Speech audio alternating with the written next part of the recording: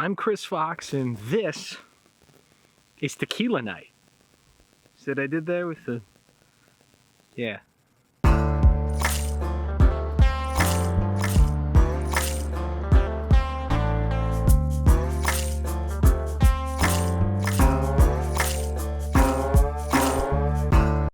Now that I'm in the Southwest, we're real close to Mexico. In fact, I live in Tucson now, which is give or take 2 hours, less than that, but let's be real, between traffic and mountains, we're 2 hours from the border.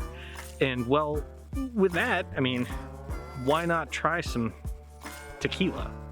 Tequila is another one of those drinks that a lot of people sip, right? They enjoy it as the same way that they would bourbon, at least the good ones. What's really interesting though is trying to find, well, a good one, right?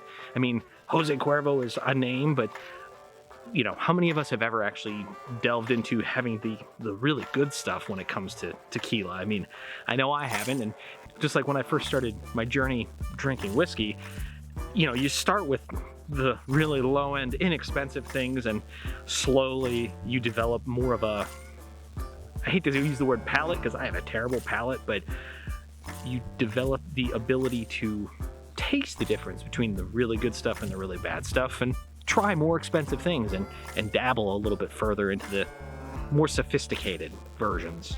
This was recommended to me actually at a local restaurant in Tucson some time ago when we came out here to visit, and ever since then, if I'm gonna drink tequila, this is the go-to stuff.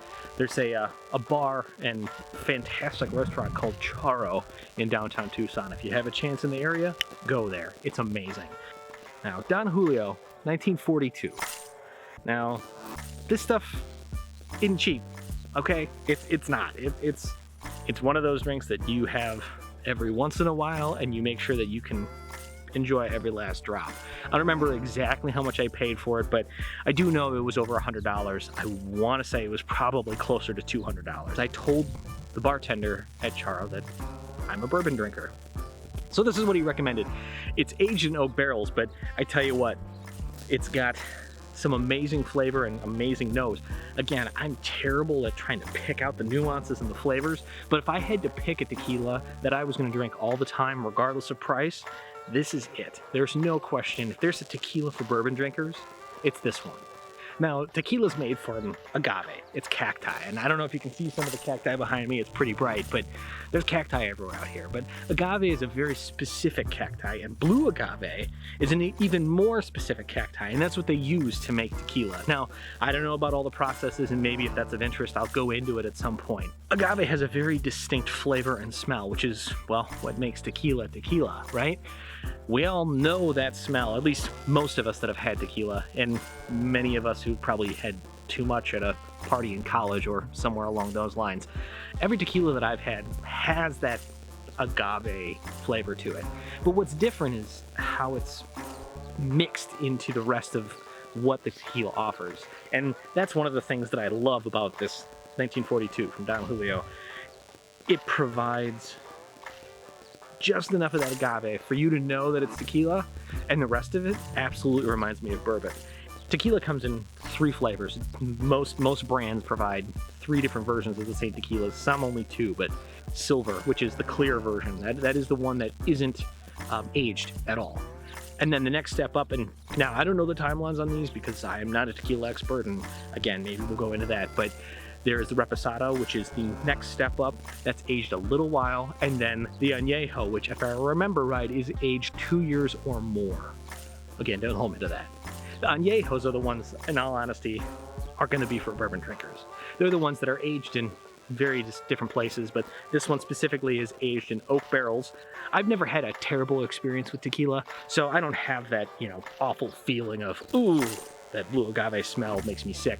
Some people have that, I get it. But it was never something that I sought out. I knew what Jose Cuervo tasted like. I worked in a bar in college. I knew what Montezuma Blue tasted like. Whew. If that's how you're judging tequila, that's not a good place to start. Something like this Don Julio 1942, and again, this isn't sponsored, I promise you. If you're gonna try tequila, this is the one to try. It's very smooth, and it's got all kinds of interesting flavors, both on the front end and on the back end, and there's just not a lot of burn. It reminds me of, well, basically a bourbon with kind of a blue agave tinge.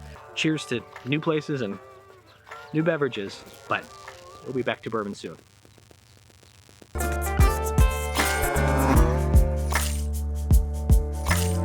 If I have one complaint about this thing, it's a stupid bottle. I mean, it's good stuff and you expect a fancy bottle, I guess, but this thing doesn't fit anywhere. I mean, it's got all the things you could want in a fancy tequila bottle. It even comes in like a box, but it doesn't fit anywhere. Make it just make it this tall, not this tall. God.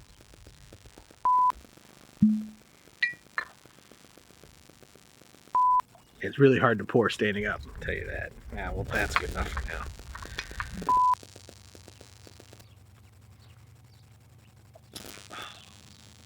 Nothing. There's nothing on the back end.